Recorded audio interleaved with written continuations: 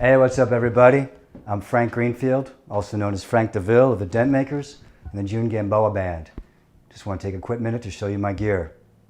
So these are my guitars that I love and cherish. Starting off here is my 1971 Les Paul Custom that I've had for quite some time.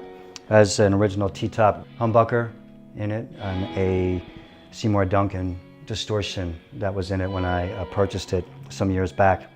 Next is my much loved 72 SG Custom right here that I acquired from a friend.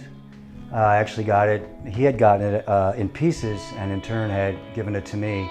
That's just a wonderful guitar. I've used that almost all the recordings that we've done with the Dent Makers.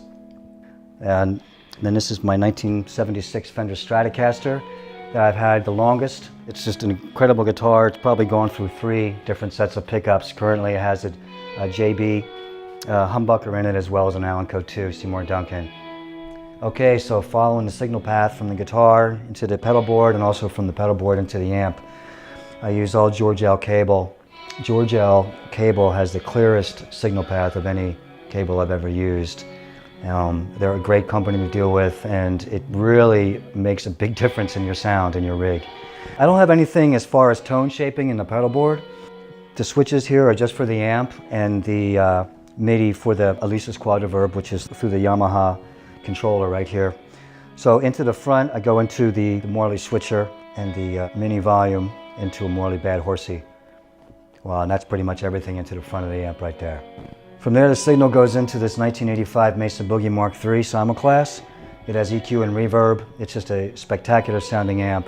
Captures the nuances of the guitar really well. Like I stated before, I have an Alesis Quadriverb that I run into the effects loop of the amp as well as a Rocktron noise reduction. From there, the sound goes into 2 Eminence Rainmakers. These are incredible speakers that I've been using for some time.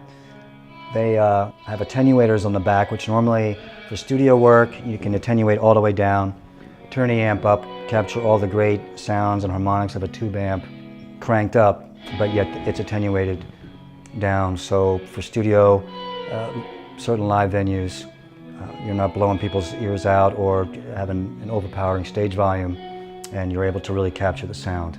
Once I heard these Eminence speakers, I got rid of all the others.